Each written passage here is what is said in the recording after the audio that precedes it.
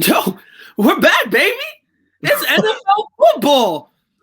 We're here. The clock is at its pretty much its expiration date. Mm-hmm.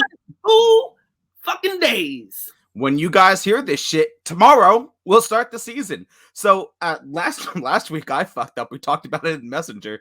I was talking about the season starting fucking last Thursday, but despite me being a fucking idiot, the season is here, and it starts, when you hear this, tomorrow, when you see us live for the game.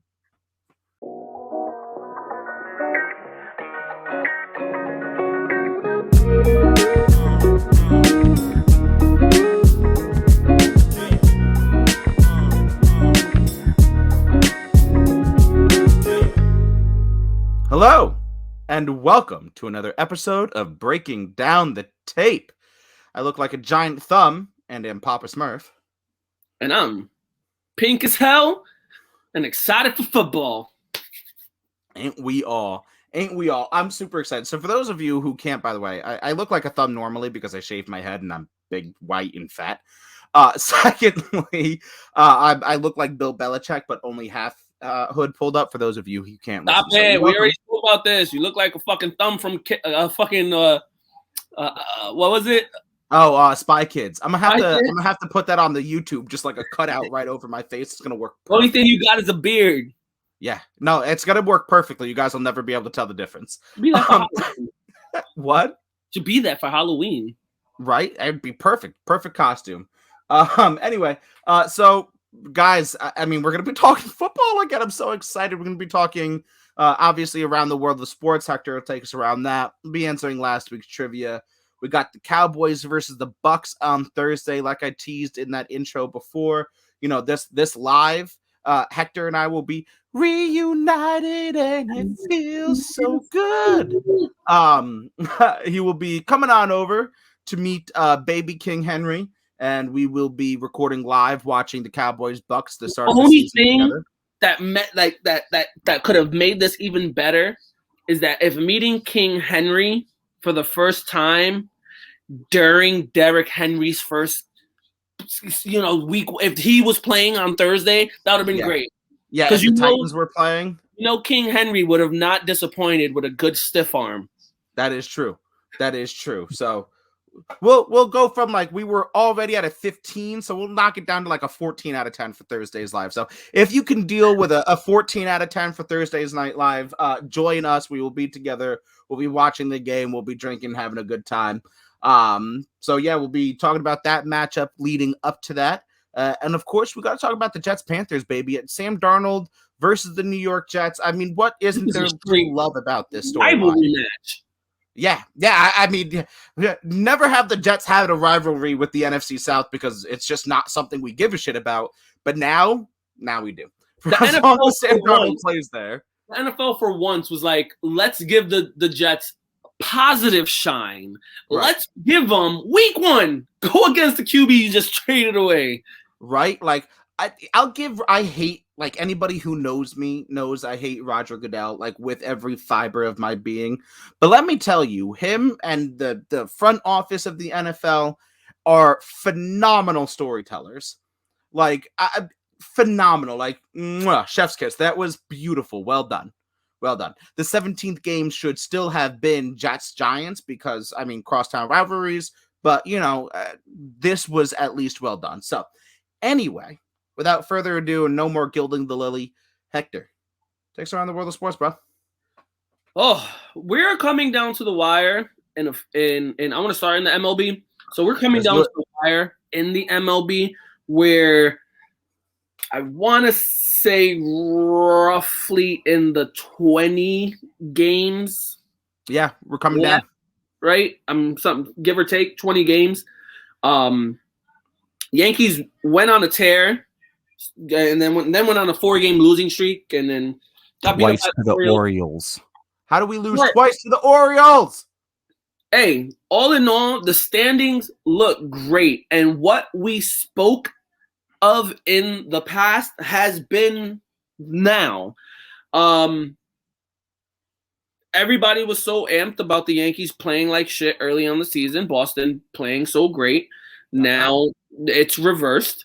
We're very close in the standings, half game out. We're both going to make the wild card. It was shockingly surprising that the A's, who were dominating the wild card for most of the season, after they got taken over by the Yankees and the Red Sox, they have plummeted and dropped 3 teams lower now. I think Toronto took over the 3rd spot in the wild card race, but they're still 3 games behind Boston. Right. Talk about a fucking meltdown for the Oakland A's, though. And Seattle is right behind, but also 3 games behind Boston for that second. So we already know it's going to be Yankees Boston in that wild card spot. The only thing that we're waiting to, I guess, solidify in these last month of baseball is the Yankees going to be home field advantage and during the wild card, or are we going to Boston? I'm not gonna lie. Like, again, storytelling wise, what a fucking way for this to play out. Just what a fucking way for this to play out. This has got to be like, obviously, I hope the Yankees win like fucking 1,000,000-0, right? And they just like wave this shit off in the fucking second inning because it's absurd at this point, right? Like, obviously, I hope that happens. But from like a sports storytelling standpoint, my God, sports writers must be fucking coming themselves right now. This has got to be fucking awesome. I love these fucking times and the dog days of summer, and it comes down to, as it always has, the Red Sox versus fucking Yankees, and I love that. It's terrifying too. We're only that half game above Boston. Like, for sure, it is terrifying. Yeah, I'm fucking scared as shit. That's why I hope we win by 1,000,000 and it's not a close game. But and then now shooting over to the NBA, it's becoming pretty much just a LA Laker Brooklyn Nets like show. Yeah, like King Kong Godzilla, I guess, if you want to put it. It all depends. Who's King Kong? Who's Godzilla? I'm giving Brooklyn Godzilla. Dude, did you watch Kong versus Godzilla? You can't make Brooklyn Godzilla. Godzilla fucking mopped the shit out of Kong and then mopped the shit out of Mecha Godzilla. I'm not even giving away spoilers. The movie's been out for like a year. What are we doing here? Yeah, so Brooklyn got. But I hate Brooklyn. We can't predict them to win. It's just okay. So I'm thinking long term. Like I'm thinking long term. Fuck the Nets. This season, we can say maybe the Lakers could be Kong. I mean, Godzilla. But in the long haul, like that team's not like they're fucking 89 years old. And LeBron's not lasting much longer. Yeah, fair enough. No, you're not wrong in what you're saying. I just hate the fucking Nets, man. Right now, the Nets went out. Lamarcus Aldridge, after crazily like just off the rip retired. He had his heart complications and stuff like that. Now he's saying he's good to go and signs with the Nets. Right. And then you got DeAndre Jordan going to sign with the Lakers. Right. It's like, and then they just also signed, Brooklyn also just signed Millsap. Like, it's just, no one else wants to go to any other team. They're just like, you know what, let's just build up these 2 teams. Right. And both of them probably won't make it to the finals. So that I was about to ask you, so then are we predicting a Lakers-Nets showdown in the finals, or is somebody like the Bucks gonna come out of nowhere? It's gonna be the New York Knicks and the Phoenix Suns. Sold. Knicks in 5. I was gonna say Knicks in 6. That rhymes. It just goes together. Knicks in 6. I like it. Knicks in 6. That's that. You heard it here first, Hector, and I said what I said. Yeah, exactly. Knicks in 6, baby. Shooting over. Real quickly, because we don't give enough shine to the college football world. I guess because me personally, I'm not like crazy involved in the world of college football and stuff. Like, right. I did see, however, excuse me that I can't off the rip remember his name. I should have fucking wrote it down and whatnot. But some kid from some college threw a record of like 10 TDs in a fucking game. So I didn't see that. I've been like 580 yards and 10 TDs. Like how you throw 10 TDs and only 580? That's in an amazing end itself. Right. Let me tell you a big storyline that came out of college football. So Notre Dame played Florida State on Sunday.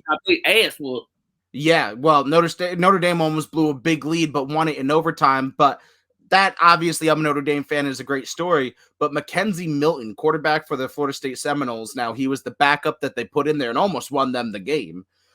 He actually he had an injury about 3 years ago. Hasn't played football in about 3 years. That required like fucking 15 surgeons and like 20 surgeries. And basically the doctors were like, yo, bro, if he can like walk with a severe limp, we're going to count this as a win. Like we all walk away feeling good about ourselves if he's like severely handicapped while walking. Dude went out there and almost beat fucking Notre Dame. Like a victory to the doctors was him walking with a severe limp and assistance. And now he's out there fucking, he threw like a 48-yard bomb or something like that. Like he's out there playing football, playing good football after everyone expected him to just like walk with a severe handicap. So, I mean, look, I'm happy Notre Dame won. I'm happy this kid lost. But Jesus Christ, good for you, dude. Good for you, and more power to Mackenzie Milton throughout the rest of the season. Hell yeah. Like, college football is going to be very interesting this year. Oh, yeah. The games have been intense and very upsetting. Like, we've had a few upsets already. You know, what was it? I think LSU went down. Yeah. Clemson went down to Georgia, which in a game that was like, god damn. Yeah. No one could do a damn thing. Yeah. This is already an interesting start to the college football season for sure. So to end it off real quick and around the world of sports, we found out I want to say yesterday that I believe so. Punctured lung Tyrod Taylor is now the starting quarterback of the Houston Texans. Deshaun Watson is on the 53-man active roster squad, is able to participate in practices, activities, and games. The team has decided to keep him off the field, but on the active roster. The team. I only put that in air quotes because there's no way Deshaun Watson actually is like, yeah, no, let you guys decide if I'm going to play or not. Deshaun's like, nah, fuck you. I'm not playing. Fuck that. True. But I mean, true or not true, but he still does have 22 civil lawsuits against him. So maybe it's best he's not on the field. True that. By the way, before we wrap this up real quick, Tyrod Taylor has probably gotten one of the worst shakes in the NFL of all time. Like, come on. He was out there with the Bills playing good football, goes to the Browns, gets like a concussion, loses his starting job, goes to what did he go to the Saints, I think, next? And then never really had a chance. And now he's with the fucking Texans. No, the Chargers. My apologies. Was going to fucking start for the Chargers, gets stabbed by his own fucking doctor, and then loses his starting position. Like, this dude has had one of the worst shakes in NFL history. I mean, it only caused insult to injury that when it happened, the backup quarterback was the number 1 draft pick that year. So he goes out there and then took full advantage of the offensive weapons he had. True that. And Justin Herbert was just like, all right, you gave me an inch. I'm going to take a mile. I took the team. Yeah, I mean, good on those players for stepping up, but Jesus Christ, what a bad fucking shake. Yeah. And he doesn't have he's 10 years in the league. He's thrown for almost 10,000 yards. But what's very interesting, he's just under 10,000 yards. But what's very interesting is his TD to intel ratio. He's thrown, I think, about 55 TDs to only 20 interceptions. It's not terrible. And then he's also ran for I want to say about 1,700 yards in his career. I mean, he's definitely a decent quarterback. I think he's a good enough quarterback that'll win you more games than he loses. But it's just gotten a rough go of it, man. It's gotten a rough go. It's a rough game too. He reminds me of he's like a better Travaris Jackson. Okay, I can see it. I see it.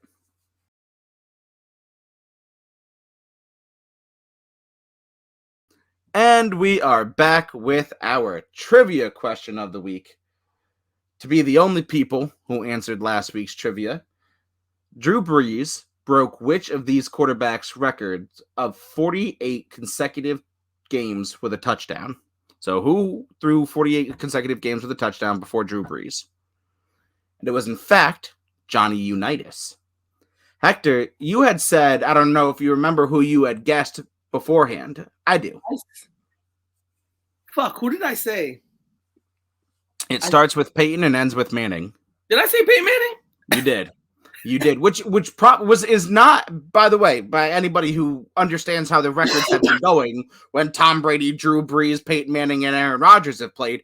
It's pretty much fucking changed hands 1,000 times. But this is one of those records that was nobody had. It was Johnny U. That's why I prefaced last week by saying it's not as easy as you think it is. It's not the timeline that you think it is. So it was a little bit of a deceiving question there. So this week, who was the Falcons' first round draft choice in 2015? Very simple wording.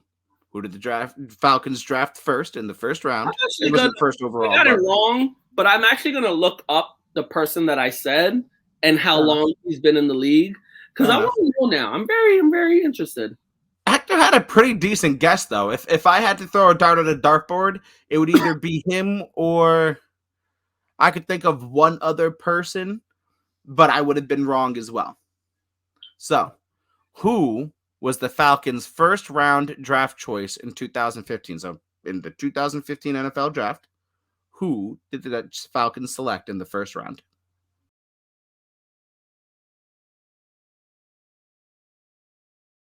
Return of the deck.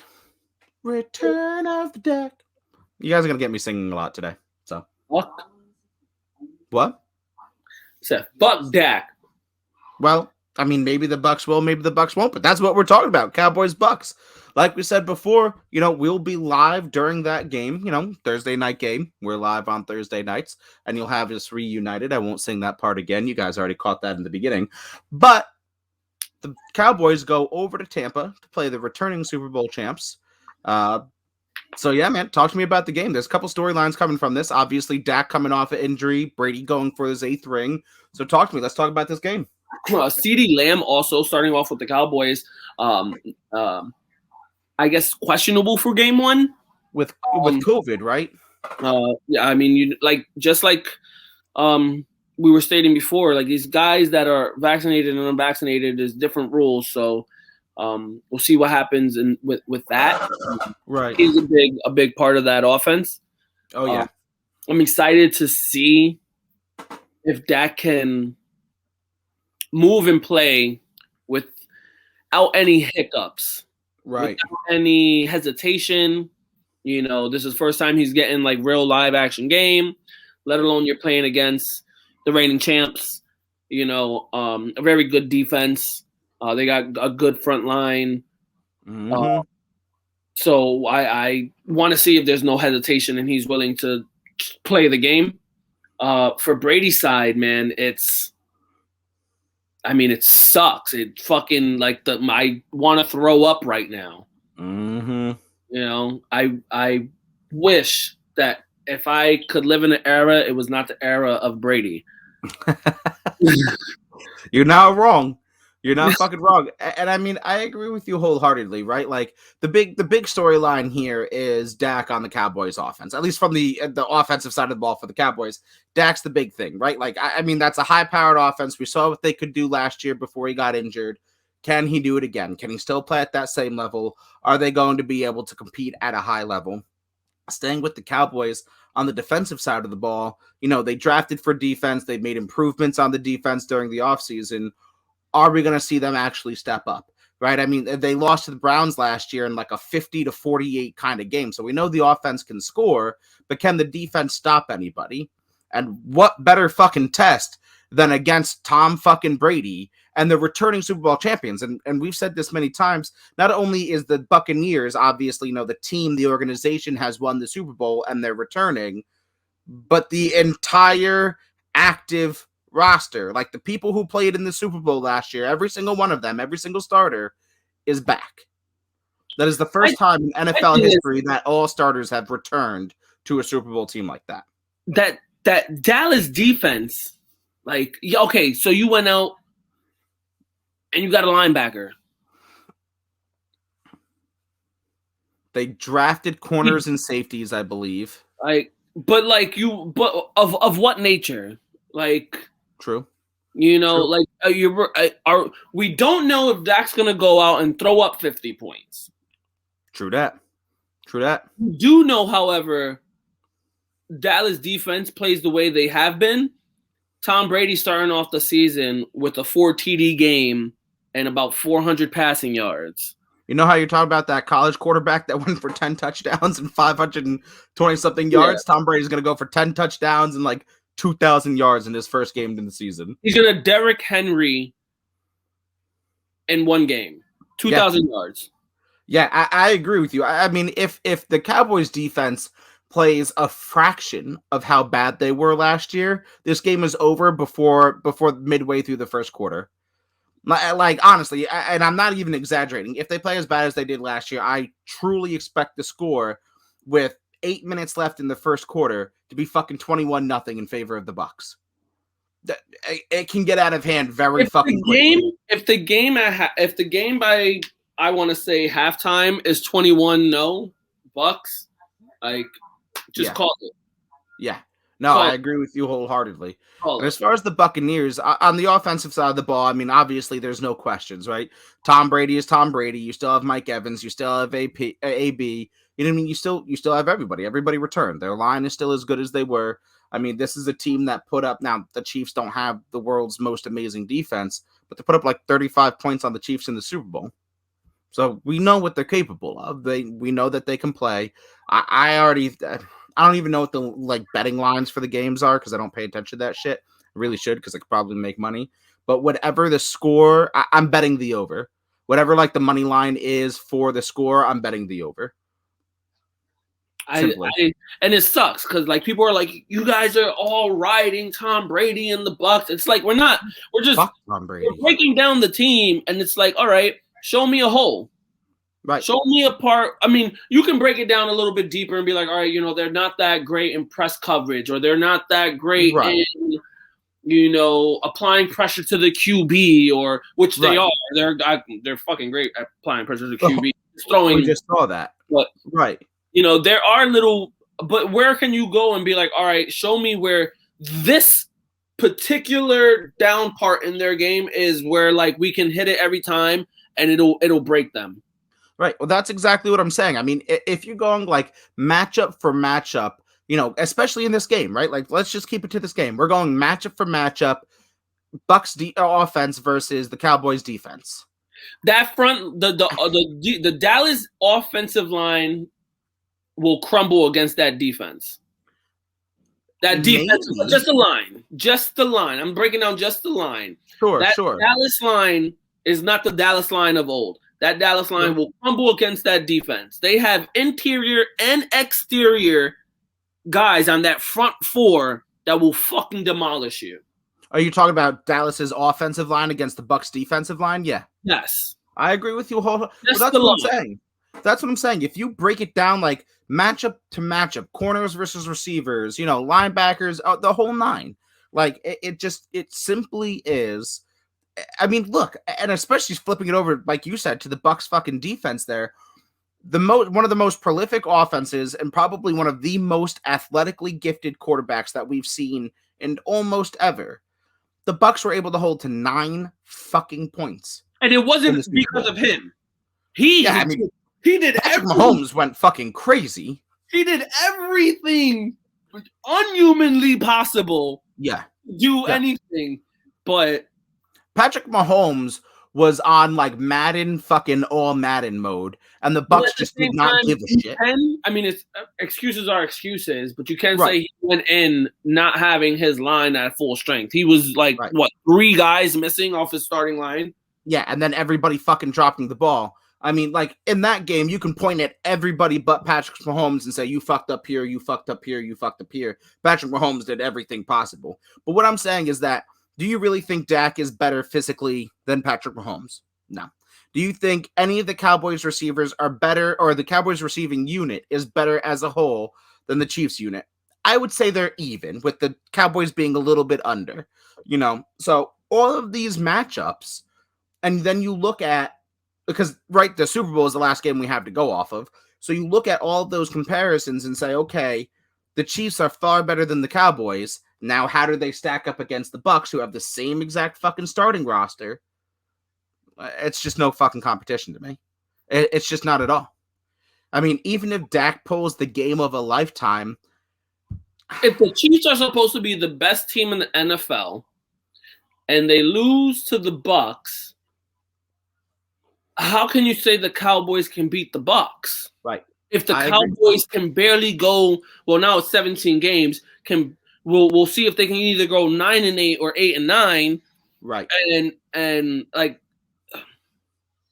that's my thing. And if I had to choose, and I'll ask you the same question after I'm done, if I had to choose like one matchup that I think is truly pivotal to this game, and I know it's probably the same matchup that I always say all the fucking time with any game, is it's on the offensive and defensive line. If the Cowboys offensive line can give Dak even a modicum of time behind the line of scrimmage and open even 2-yard holes for Ezekiel Elliott or Tony Pollard, whoever's in the backfield at the given play, then I think the Cowboys have at least a snowball's chance in hell. But if the Cowboys line can't hold up, then it's going to be even tougher. You got your quarterback coming back from an injury. Yep.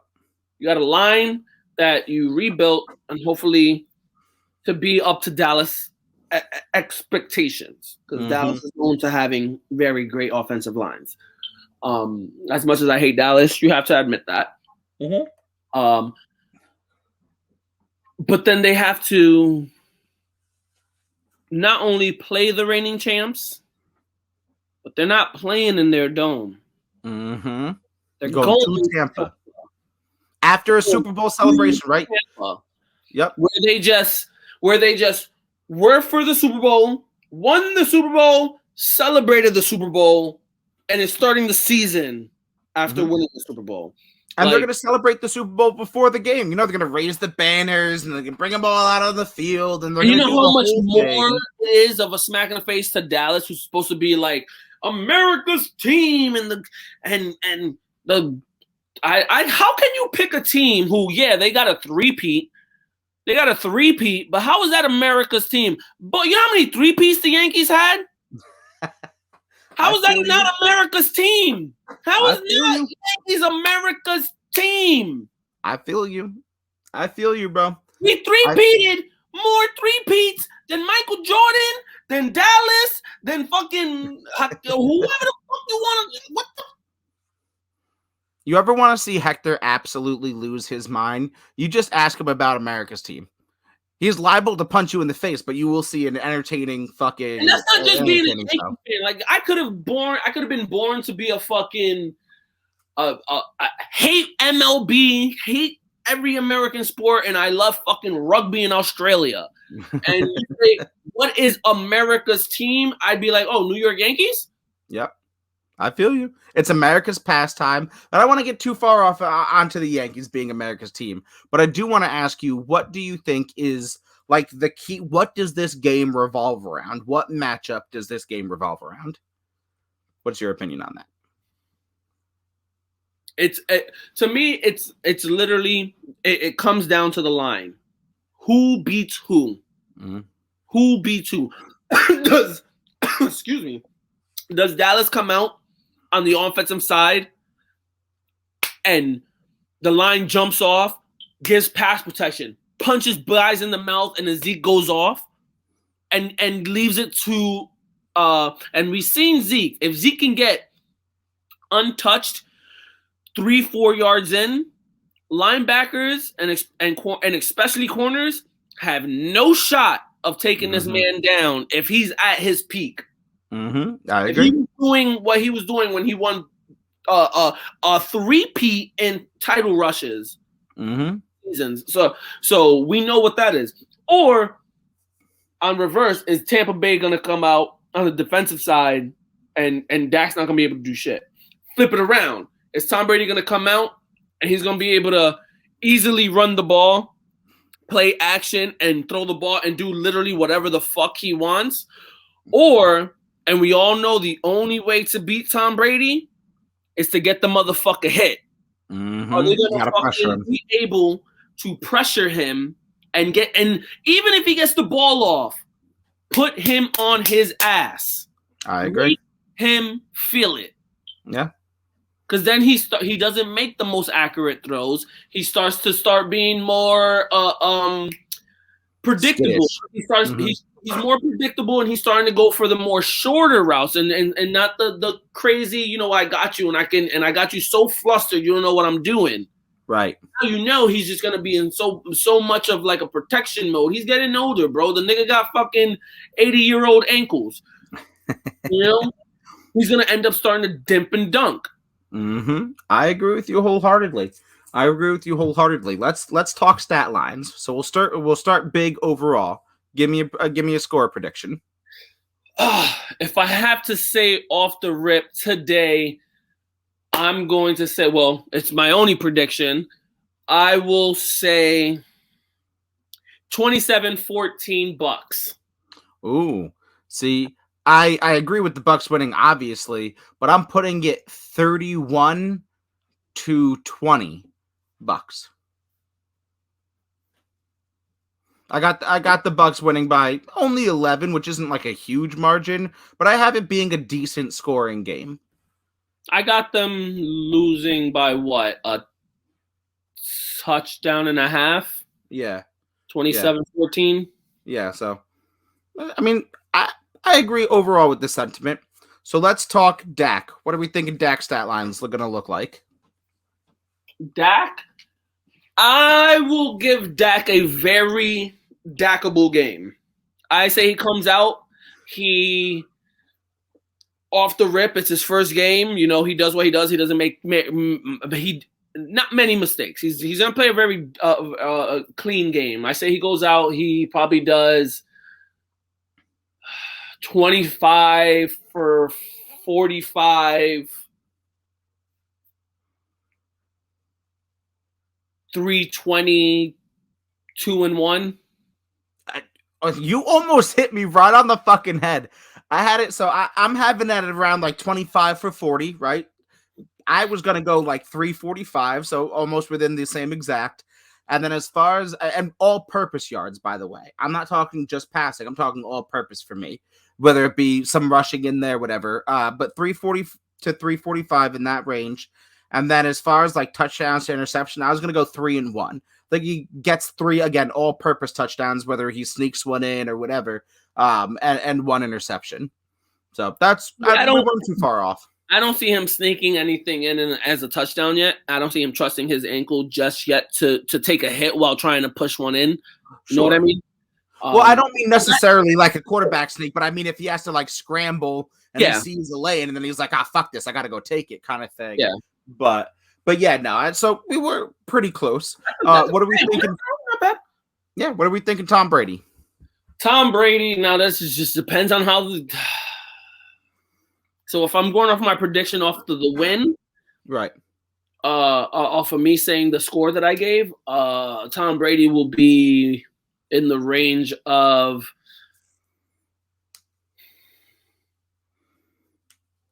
I give him 27 for 36 for about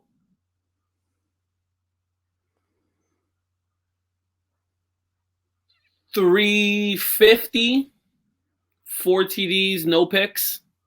Okay. So I actually went a little bit lower. So I was going to go like 20 for 30, and I was going to have him at around 3 to 350 yards. And I was only giving him 2 touchdowns. No interceptions, but only 2 touchdowns. I still think they score in many other ways. I think the run game is going to be really big for them, but yeah, no, not bad. Not bad. I just have a look.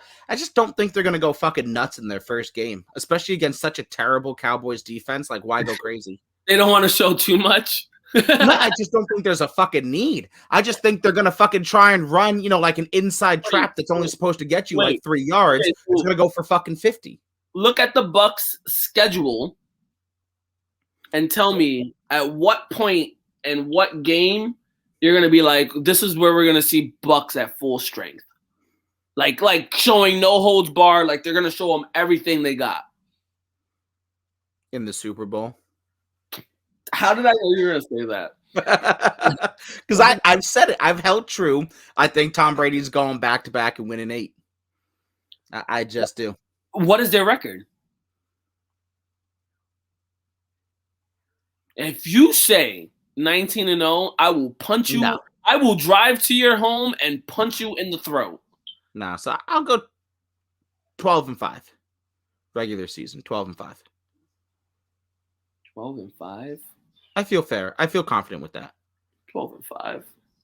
Because, I mean, outside of Brady's one season where he went undefeated, we're really seeing in that, 12. I mean, didn't they lose one game once? So, you know what I mean? Like, he's only had that crazy season, like, once, maybe twice. We generally see him 12 to, like... He had the undefeated regular season, 16-0. Right, right. The Super Bowl to the Giants. So they was That's what I'm saying. He's only had that crazy season once. So we really see, like, a 12 to, like, 15 win area for him. So I feel confident. I want to give him, with the team they got, I want to give him a little bit more than 12. There's predictions. Well, I don't pay too much attention into the predictions, but I have seen predictions where there's teams that they're predicting to be at like 14 wins. So if the Bucs only get 12, yeah, I still feel confident with that. I still feel confident. I want to know who the 5 they losing to. I think they definitely lose the last game of the season because it doesn't fucking matter, and I definitely think they like bench everybody. So there's your loss there. I don't have the Bucs schedule pulled up. Do you think they take the pedal off? Yes. I mean, they take the gas. I don't know the saying that well. Take the pedal. Take the foot off the pedal. Yeah. Pedal. After they solidified. Yes. Not just the playoffs, but like their seeding. Once they know, like, all right, this is where we're gonna land. They don't care as much if they lose because they know like the losses don't matter. They're right where they're gonna be. 100%. I mean, we're starting. So we have a 17-game season. Load management is going to become a thing in the NFL as long as we keep increasing NFL regular seasons. Load management will be a thing. And I think we're going to see smart teams like fucking Bruce Arians and Tom Brady sit there and say, okay, what is acceptable loss to us? Right? Like, yeah, who doesn't want to be immortalized as going 17-0 and winning the Super Bowl? But we're not talking about a young, spry, up-and-coming team. We're really talking about more veterans than not, more aged guys than not. This is a typical Tom Brady hodgepodge. Let me construct a team pretty solidly. Like, no high-key, amazing superstars.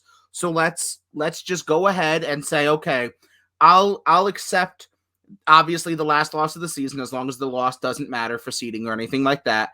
If I think they'll be okay with like 5 acceptable losses, and it doesn't matter their team as long as it doesn't affect their seeding. But I think that they look at this from an analytic standpoint, from a mathematical standpoint. I mean, it does matter to the team, though. It definitely does matter to the team sometimes.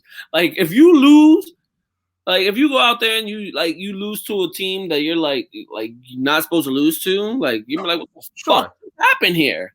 Sure, and I definitely think there's, like momentum sides to things, but especially late in the season, and especially if you can get people sold on the idea of acceptable loss. Like, even if you go 16-0, right? They're coming up on the last game of the season. They're 16-0. The Bucs are going fucking nuts. I still think that they acceptably lose that last game. They bench. It's basically a preseason game to them. They bench everybody, and I think they'll be smart about if that. I'm that close to perfection, I'm finishing it out. Nah. I can understand maybe, but if I'm right there and I can make history and I can even the players wouldn't want to be fucking off. So if I sat you down, a whole team of 53 of you, and I sat you down and said, Hector, I can personally guarantee you, I'll give you a pound of my fucking flesh. I can personally guarantee you that if we sit everybody important and we lose this game, that we will make the Super Bowl and have a better shot at winning the Super Bowl. You'll still want to play that 17th game? Yes. Nah. Yes. It's about rings. I cannot look myself in the mirror and be like, I didn't go out and do my all. You went out and did your all because you won a ring. I sat and took an L. When we could have won the game, I sat and took an L just because we want to win something in the future. It's not guaranteed. It is never. It's all about the Super Bowl. I can sit the game and we still lose the Super Bowl, or I can win this fucking game, make history, and possibly still win the Super Bowl. There's no way I will live as a man and look myself in the mirror and be like, I willingly told myself take this L. I will never take an L. It's called losing a battle to win a war. I will never take an L ever. Hell no. There are times where you have to tactically retreat in order to win the war. Yeah, you can do that. But when you're making history, if you're about to make history, you can say that if you're already. So what? The Patriots, when the Patriots went 14-3, you're 14-3, you're on your last game, or 14-2, you're on your last game. Yeah, cool, whatever. You already know where you're going. You already know you could take that rest day. But if you're about to make history, so the Patriots made history when they lost to the Giants undefeated. They still made history, and you'd want to be a part of that. Yeah, you're a part of it no matter what. Nah, that's not the kind of history I want to be a part of. To do all of that just to lose, I'd rather be a part of the history that got Tom Brady. You don't know if sitting their players out that last game would have won them the Super Bowl. You don't know that. You're right. I don't know that, but I know that they would have had one more week to rest. I know that they would have gone into their games a little bit healthier.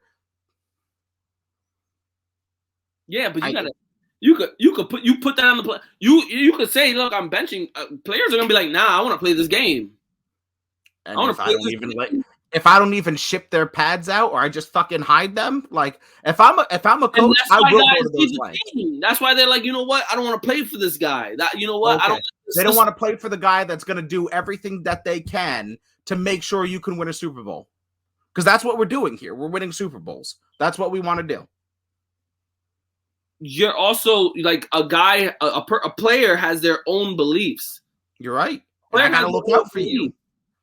Just like if you had a concussion and you want to still be out on that field, I gotta be like, nah, dog, I gotta protect you from you. I gotta have you take the bench. If I'm completely healthy and I can play, I'll fight you on that. You can't fight. I expect you to fight me on that. And then I lead the team. If I don't like the way you run shit, and that's not in my standards of how I believe I agree with that. Should run his life, I won't play for that man. I agree with you. I won't play for that man. And I'll sit here with my Super Bowl rings. You can sit there with your Super Bowl rings, and I'll sit there with my pride, my balls. That's fine. I'll have no balls. I'll have no pride. And I'll have Super Bowl rings. I'm still get paid in the league. I'm gonna still do my thing. I might still go out and still win Super Bowls with someone else. Okay. And still win Super Bowls with someone else. Don't worry. I got my hoodie on. Who's about to retire in about a year or two? So you can my hoodie on. One more Super Bowl. Don't worry. I'm already managing my hoodie game in my Super Bowl winning game. You're not Bill Belichick because you're trying to be what's his name? Fucking listen to whatever Tom Brady says. Well, I mean, he has the most Super Bowls than any team in the NFL. So you're not Belichick though if he doesn't play for Belichick. How can you be Belichick if you're riding Arians? I thought you said Tom Brady, not Arians. Bruce Arians. It's hard to say his last name by itself. You can't play the fucking... I don't care what you say. You can't play the Bill Belichick look if you're riding Bruce Arians. What the fuck? I'm going to cut you out of this segment completely. This segment's just going to be me talking to myself. I don't care about your logic, damn it. I want Super Bowl rings. But no. So in all honesty, getting back to the original fucking point of this entire segment is what did you say the Bucs were? You said, what did you say the Bucs were going to be? I don't think you gave a prediction for the record. For their whole season? Yeah. Because that's where we, I think, left on this tangent. Yeah, you said 12-5. So Yeah. I would give them. I say 14-3. Okay. I say 14. Do we think Super Bowl appearance? I think they're the best chance and the favorites to get back to the Super Bowl. Now, out of the NFC, I would love anybody other than Tom Brady. True that. It would be nice if Aaron Rodgers, for his last season in Green Bay, he goes out, wins the Super Bowl, and then walks off and says, "Suck it." Well, that's fair. You know, that would be a fucking bazinga. That's fair. Look, I don't want Tom Brady to win another fucking game for the rest of his career. I'm just saying all fucking signs point to this shit, unfortunately. Yeah, I give him 14-3. All right. Dallas, I've already stated that before. They're either going 8 or 9 or 9-8. I can never decide because they always flip-flop. Since they can't go 8-8, because that's what I would usually put them at. Right. I think I'll take one step down. I think I'll go 7-10. I still think they might win the division, but I think they go 7-10. I mean, look, they can go 6-11 and still win their division. Remember, in an NFL season, you just need to win. Well, no, their records. Well, technically, yeah, they can still go. It's be difficult. But anywho, with that being said, let's take a short break. We'll come back with the Jets Panthers because that's what really matters.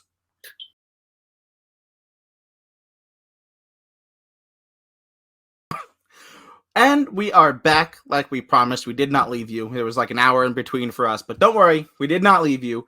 We were venting. Yeah. We were talking about the most important matchup come Sunday, 1:00 Eastern Standard Time in an Eastern Standard Time stadium in Carolina, because the New York Jets are playing the Carolina Panthers. And if you don't pay attention to what we've been saying, then you have no idea. But 10 times out of 10, I guarantee you, Angel, aka Fake Giants fan, will be at that game. Do you think he's going to be there? Oh man, I'm almost. I could feel it. I could feel it in your soul. Now, will he be a Panthers fan or will he be a Jets fan? Because I know he's a fake Giants fan, but will he rep New York? He'll probably show up in some Giants gear, or show up with his Panther fan buddies in Panthers gear. Gotcha. I feel you. So, but yeah, the Jets play the Panthers, right? Sam Darnold last year at the end of the season, in the offseason, was traded to the Panthers in favor of drafting Zach Wilson, the number 2 slot. So that's probably one of the biggest storylines that comes from week 1 is the rivalry game, right? Like, that's what Sam Darnold has a, right? Say again? That's what we called it on off screen. It's just a rivalry game, and like you said, like Roger Goodell, like as much as we hate him, great planning, because it was like, you know what, give the Jets just a little, as shitty as they are, a little bit of shine. You traded away your number 1 pick for a number 1 pick, and let's make that week 1. Yeah. I mean, really, it is. It's the dueling of the first round quarterbacks for the Jets. Sam picked number 3, Zach Wilson picked number 2 in separate drafts. I mean, Sam has a little bit of leeway, we'll call it, with NFL fans because he played under 2 different head coaches, one a defensive-minded Todd Bowles and 2 a never knowing what a football mind. Yeah, fucking Adam Gase doesn't even know what a goddamn football is. Voldemort. Yeah, for sure. He who must not be named in Jets history. So, Sam Darnold has looked bad in 3 years. Has just looked awful in 3 years, but there can be a little bit of forgiveness because he was also on an awful team run awfully, so this is really his proving point. Yourself has said that in fantasy, at least, he'll be a top 10 quarterback this year. So he does have potential to be good. And of course, his stepping off point and the very first thing he does in the 2021 NFL season is play the New York Jets, the team that traded him and had no faith. What say you? Well, right now, it's like you said. He played under two different head coaches. One ended up going to the Bucs and winning the Super Bowl. Being a defensive coach that he is. He went back to defense. And he who shall not be named. Like point blank period. We don't talk about that era. Like, it doesn't exist. The Jets didn't have a football team. In Jets history. Sam Darnold was put in a bad situation, but also a great situation in his life. Because when he came into the NFL, he was only 19 years old. 3 years in the league. He's only 22 years old now. Now he has 3 years of NFL experience on the shittiest team in the NFL. Now he's going to somewhere else. He's going to Carolina Panthers. Yeah. He's 23. This guy's only 23 years old. Right now, Zach Wilson is, 22, possibly 23. Zach Wilson, I think, is older than him. No, I think Zach Wilson's like 22. Just under him. So this guy had 3 years experience in the league before Zach Wilson even steps foot in the league. Yep, true that. You know what I mean? He's one of the youngest guys to ever step foot in the league as a quarterback. So now you're putting him under Matt Rule, who wanted to be the Giants coach. Yeah. And the Giants wanted him to be the Giants coach. And there was a whole implosion between the whole debacle that went on over there. Yeah. So he ended up going to Carolina, where he has CMC, where he has DJ Moore, where Robbie Anderson was like, you know what, I'm leaving the Jets. I'm going over there. I like Matt Rule. I used to play for him over, and I think Baylor, if I'm right. Yep, Baylor. He's like, I played for him. I want to play for him again. Hey, coach, we don't have Teddy anymore. We don't have Cam anymore. We need a QB. There's a guy over in New York that I like. You want to check him out? So you bring over Sam Darnold. I think this is one of the greatest fits, and I'm going to keep saying it, and I said what I said, greatest fits for Sam Darnold. He is going to a team that is top 15 on the defense, top 15 in the offense. It's not like you're fucking crazy, but it also plans on the offensive side. It plans out on how you play. True that. It does all revolve around Sam Darnold. If on paper, without your name, they're top 15 offense, you plug in your name, you go out and you play the way you're supposed to play, you're a top 10 offense. You got a top 15 defense. As long as they don't fuck up, they could stay a top 15 defense and be good. I think that Sam Darnold has a potential to not fuck this up, but I've always said it, and I will say it to my grave, is I do not like him. As a person, I'm sure he's a fine human being, but as a quarterback, he's fucking trash, and he will stay fucking trash. And it doesn't help him that he's now under center behind the 31st ranked offensive line. If you thought he was bad with the Jets, whoo boy. I think he will be okay. I think Matt Rule will figure out his situation with his offensive line. I think Sam Darnold has enough weapons to stay out of trouble. He's going to be running for his life. Like you said, he likes to throw picks where he doesn't have to take those risks for picks. He has Robbie Anderson, his deep threat, who he likes to connect with. He has DJ Moore, who can do a little bit of everything. Yeah. They do have another receiver, I think somewhere in the slot. Can't remember his name, who's a very good receiver. Got to check that up again. It's been a while since I looked up the Carolina Panthers offense.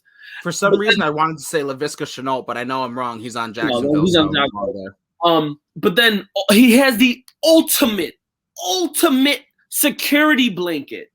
In any point where he's like, oh my God, I don't know what to do, Christian McCaffrey is right there. You give him the ball and you tell him, beep, beep, go. That's true. Now, the only, I get it. It sounds so clean and perfect. Sounds like I'm cock-riding, but there is deficiencies in everything. Yeah. Can Robbie Anderson stay healthy? Can Sam Darnold stay healthy? Can Christian McCaffrey stay healthy? Mm-hmm.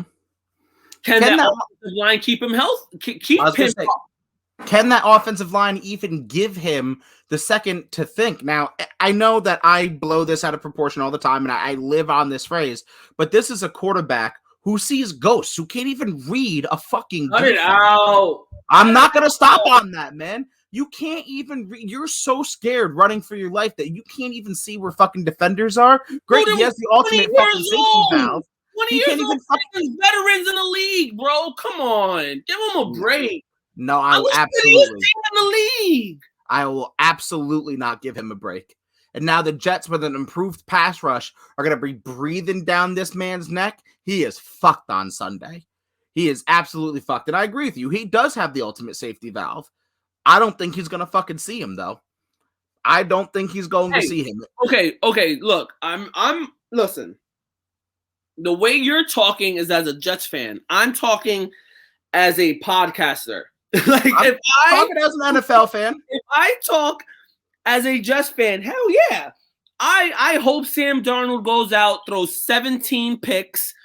He goes for negative 77 yards. He gets sacked 49 times. I'm talking to you as a man who watches the National Football League. Daniel Jones. And this man is going to have, as somebody who watches the NFL, I'll call myself an analyst like everybody else out there. Analyst. 3 turnovers on Sunday. Easily. A sub 500 completion, sub 50% completion percentage. Okay, no. I want to hear numbers. Well, okay, so we want to go there. Bet Sam Darnold. What do you got for Sam Darnold? Come Sunday. Okay. I think he goes like 15 for like 35. I think he throws 200 yards. And I think he has 1 passing touchdown with 3 turnovers, whether that be fumbles or interceptions. I'll go, 2 interceptions, 1 fumble. That's my stat line for Sam Darnold.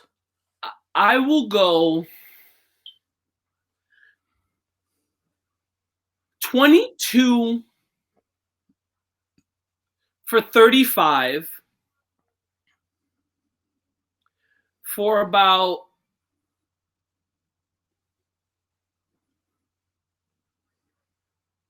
270 with a TD and a pick and possibly a fumble, but I don't know if it'll be recovered or not. That's fair. I don't think that's an awful stat line. I don't think you're like terribly off, but I don't think, I believe that he'll have more than fucking 1.5, we'll call it fucking turnovers, because I think he's a turnover machine. But no, I genuinely believe somewhere. What? He'll definitely have a turnover somewhere. Oh, yeah, easily. But I definitely believe. Just look at the matchup for matchup, right? Like, we saw Pat Elflein with the F-line, whatever, with the fucking Jets last year. Now he's got to line up across from fucking Quinnen Williams, who's one of the best defensive tackles in the National Football League. They have the 31st ranked fucking offensive line. He's just as filthy. Well, that's what I'm saying. They have the 31st fucking offensive line in the National Football League. You're telling me that the Jets can't pressure Sam Darnold against that fucking offensive line with fucking Shaq Lawson, with Sheldon Rankins, Quinnen Williams. On the other end, you have fucking Franklin Myers. Or Bryce Huff. Who's been a standout in camp. Who was supposed to be the filler starter for Lawson's injury, but because they went out and signed Lawson 2.0. And they're loving the way Huff has been looking recently. You know what I mean? CJ Mosley back. Second rep snaps. Like, he's definitely going to get on the field. Mm-hmm. He's fucking CJ Mosley's back. I guarantee you, by the way, my 2 picks, CJ Mosley and Brandon Eccles. Those are my 2 picks. I'll even go so far For as to what? fucking say that. Your 2 picks for what? For two Sam Darnold's 2 interceptions. One goes to C.J. Mosley, and the other one goes to Brandon Eccles. I like Eccles. Eccles has been shining. From the draft, I said I like Eccles. I think that was a great fucking pick.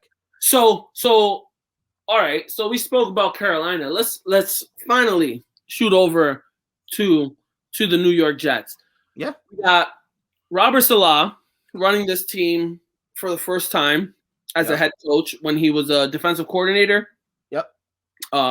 He's also done stints with the Jaguars and shit like that, but he's very known for his system, solid defenses. For his defenses under the Shanahans in San Fran. Yep.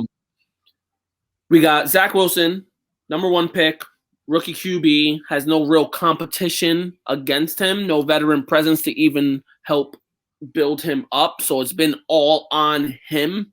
True.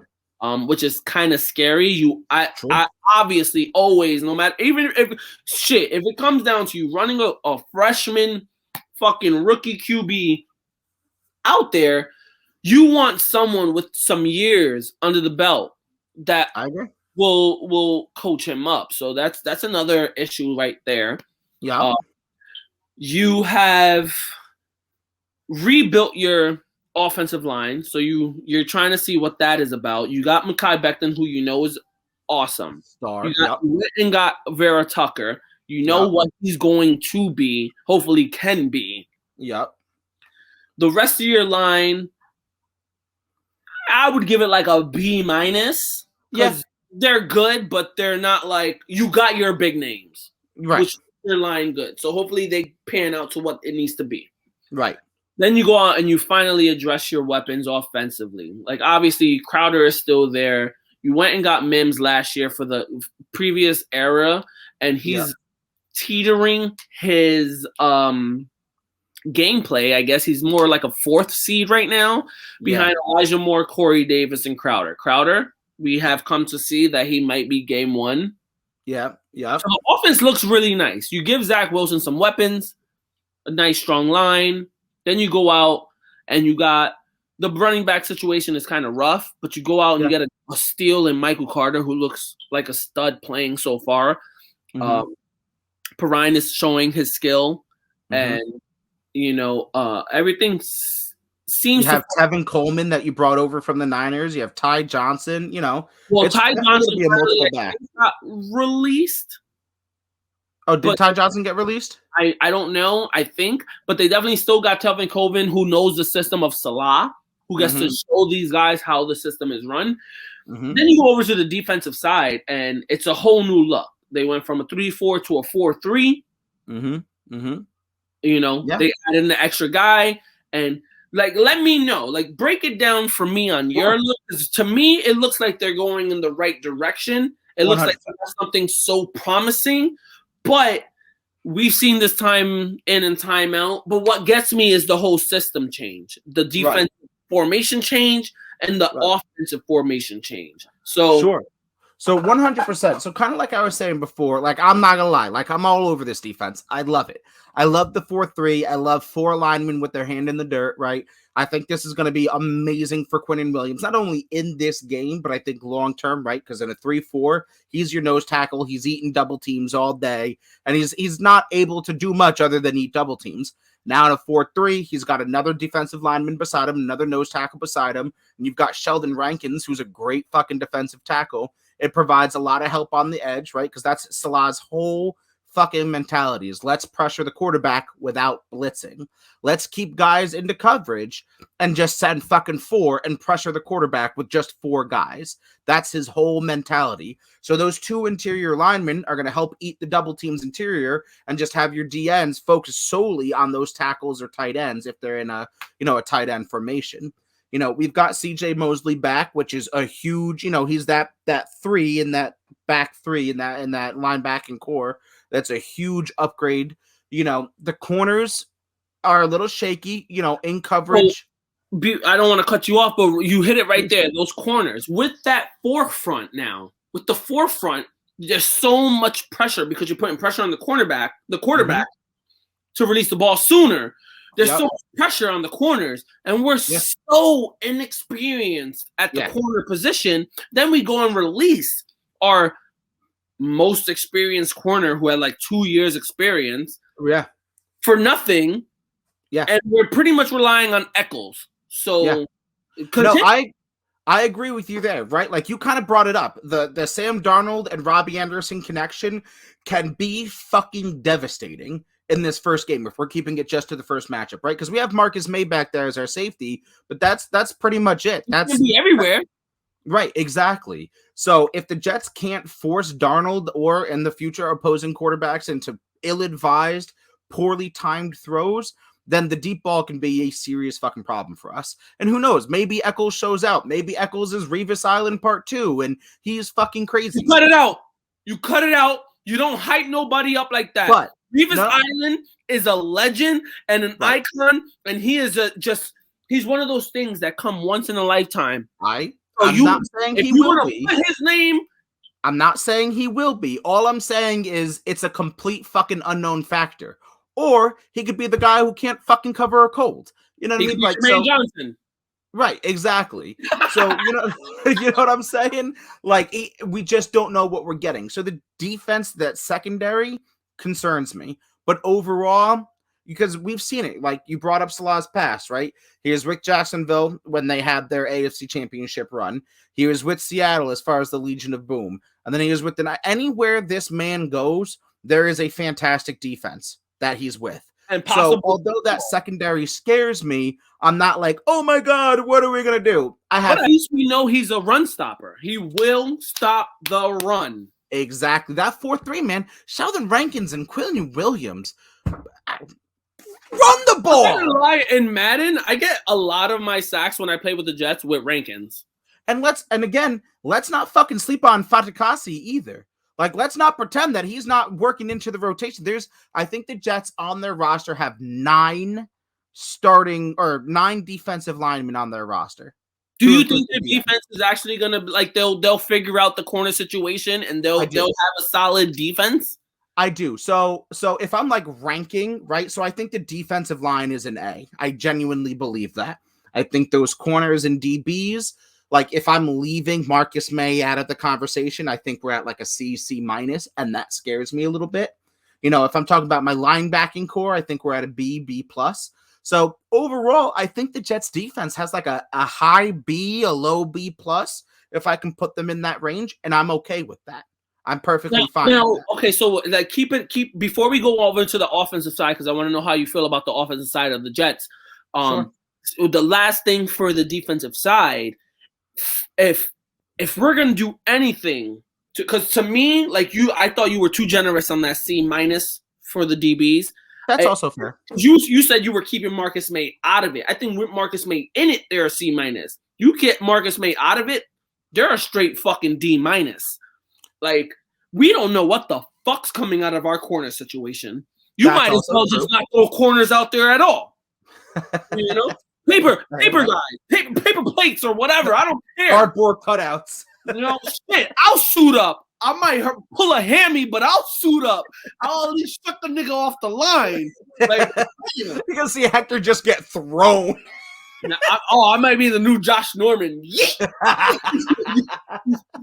But what do they do if they do anything, any move, any potential move you see to try to fill in the void of them releasing, you know, their most experienced corner and the void of just the inexperience there?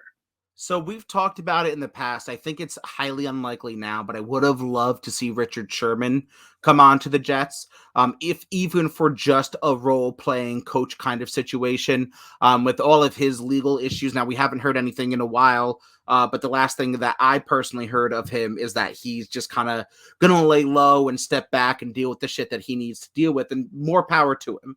Yeah, instead of just rushing into the season. Right, yeah. So I just don't think that obviously he'll come to the Jets at all. As far as like trades or anything, I mean, Joe Douglas is a very shrewd businessman, right? Like, he doesn't go out there and fucking overpay for anybody, you know? So I don't think they're going to make any crazy trades. I think we're pretty much set where we are. Something that I think maybe in the realm isn't a cornerback situation. Maybe if the price is right and something crazy happens, maybe we go get TJ Watt. Okay, before we get there, we'll bring that up. But I want to end it real quick. I was saying with the corner situation, I was thinking about it, and I'm like, what if, if we just go out, and I know we're not necessarily overpaying or anything. Right. I was thinking in the direction of, and it kind of upset me because they didn't go for it, but Josh Norman's name was out there. He was a free agent, and he got picked up, I think, by Tennessee or something like that. He got picked up by some. And I'm not saying, I know Josh Norman, I see your face. It's not something where it's a long-term thing for me. We know what, but he is a very experienced. He could be a very scary CB for the season. He could show the guys how to fucking play. I mean, I'm surprised they didn't even at least give him some type of thought. Maybe, but like if I'm signing him as a free agent, you better take a fucking veteran minimum deal. Like the price has to absolutely. I think he went over. Whoever signed him, I'm pretty sure it said the Titans, but whoever signed him, I think he went over for like $8.9 million. I'd have to. It would have to like literally be less than that. It was like 1 year 8.9 or 6 point something like that. I know there was a 0.9 in it. Right. Yeah. Maybe, like I said, the price would just have to be like super fucking right for me. Like you would have to come to the Jets and say, I want to play for you, and I will take a severe pay cut in order to do it. Like you would have to come to me. I would not go get you if you were Josh Norman. Personally. I get it. Now, you've caught my interest. You intrigued me. Entertain me with this TJ Watt situation that you are so suddenly hyping up Jets fans about. So, oh my God, I did not hype up Jets fans. I just brought it up. So contract negotiations have fallen apart, it seems, in Pittsburgh. I just got an update before. I've not seen the Jets mention any of it. I've not seen any talk about it. It's just something that we have 2 first rounds next year. You want to talk about getting to the quarterback, like Salah's defense is predicated off of getting to the quarterback. Few people do it on that like hybrid linebacker / defensive end, situational role there. Few of them do it better than TJ Watt.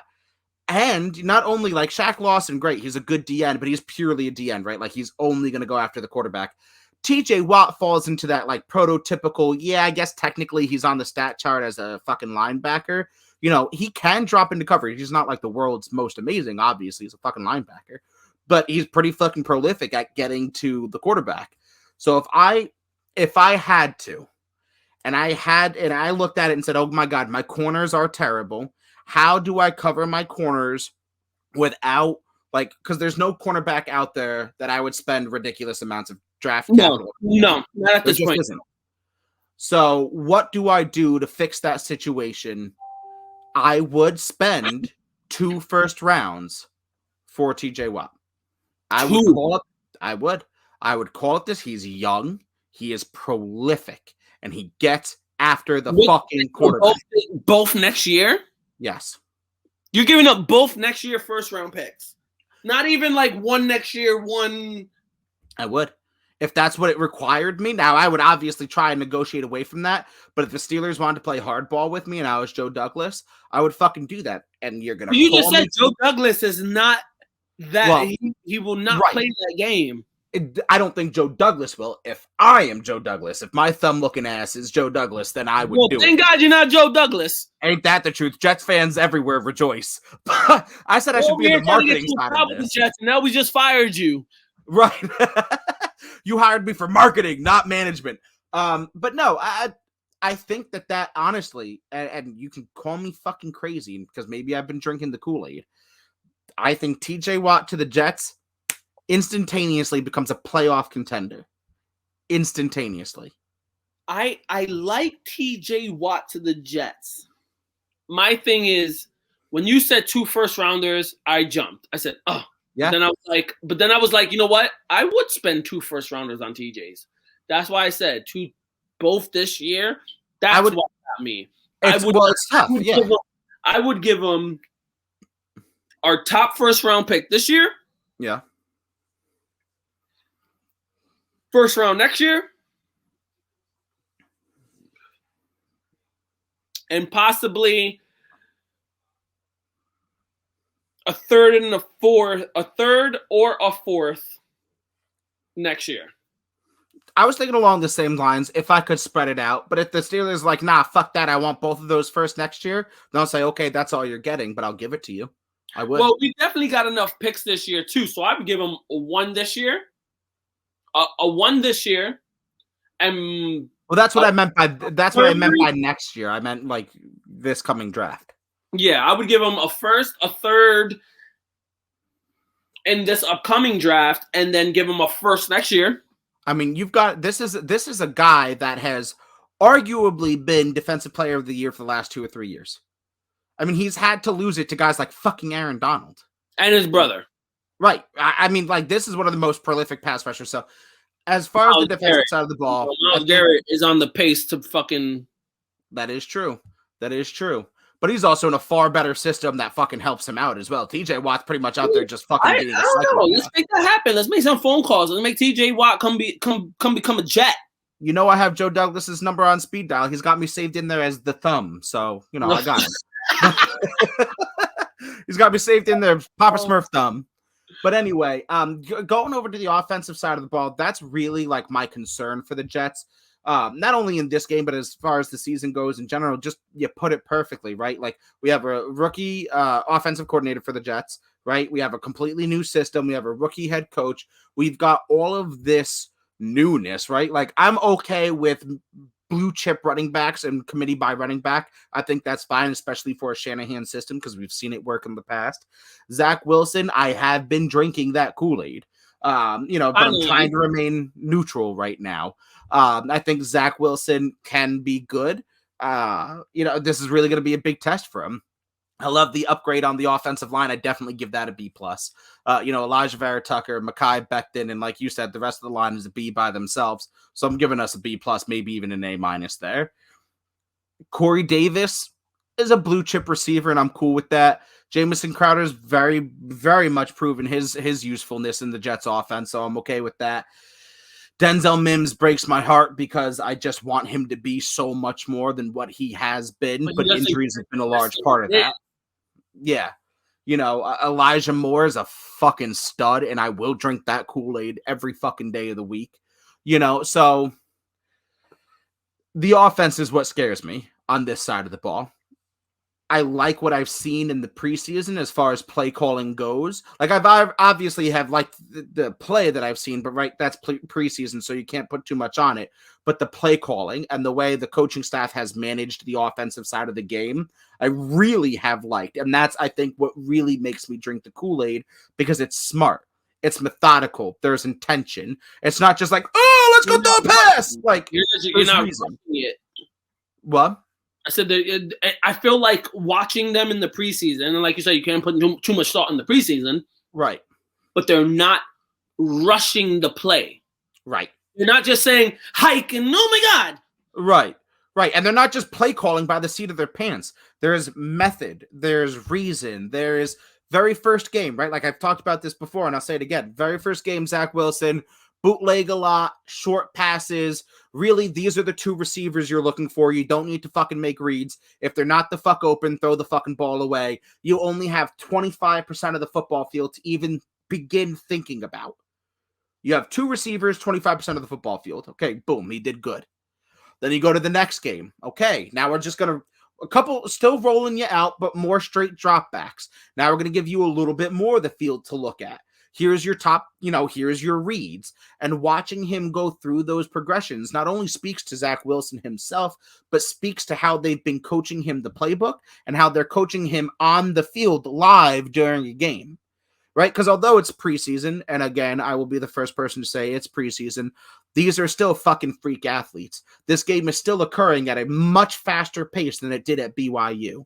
So to watch him make those progressions and the coaching staff make it easy for him to make those progressions, it's something that I have to say I'm hopping on board with. I'm not going to lie. We wanted to talk stats before. Here's my stat line for Zach Wilson.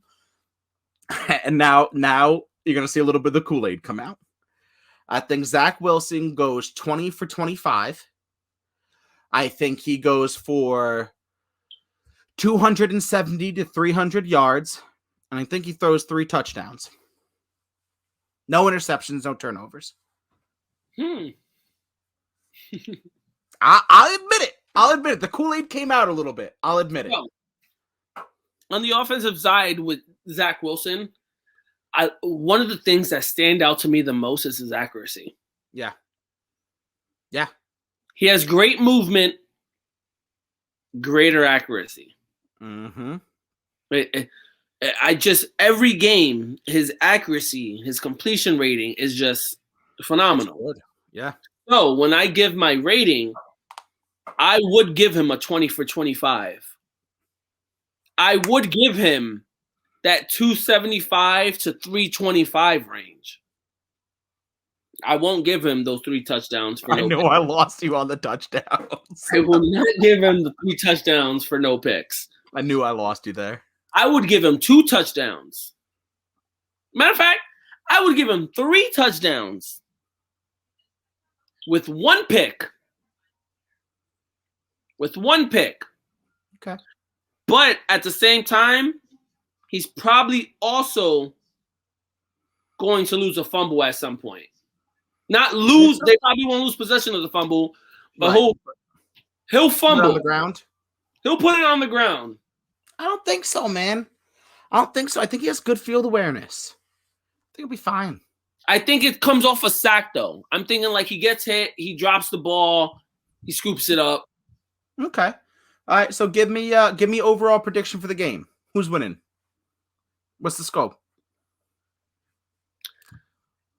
Jets 24, Panthers 21. Damn you. That's exactly where I was going.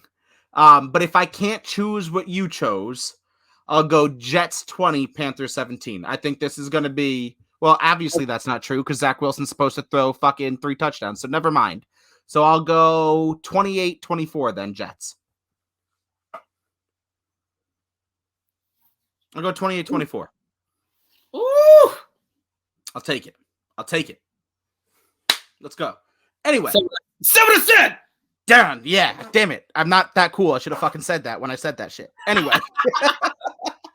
Guys, we got to wrap this up. There's 2 hours of raw fucking audio right now. So this is going to be a long episode. I love it. We're excited that the season's fucking here. We'll be live Thursday night, watching the Cowboys and the Bucs. So catch us there. You guys definitely going to want to check that out. And, find us wherever you can on Breaking Down the Tape, man. TikTok, Twitter, Instagram, Facebook, man. We're on SportsMe. Check out SportsMe. I'm on a couple of other apps, man. So Rave on Sports, man. I'm on there. It's more of a live broadcasting, just writing, though. There's Colorcast that I'm going to try and do live, but I work during the game, so I don't know if I can do that. But yeah, definitely catch us wherever. Just look up Breaking Down the fucking Tape, right? Like it's that pretty simple. Breaking Down the Tape. You need a couple extra follows because right now we're at a very bad number of 666. I love it. Stay there. So as much as we love being demons, the number still freaks me out. I feel bad for whoever doesn't watch the YouTube. There's great visual content that you people are missing. So check us out on YouTube too. But Hector, it's all you. As you guys know, we're coming to the end, but football season is upon us. Next up is the Degenerates. I said what I said, bitches.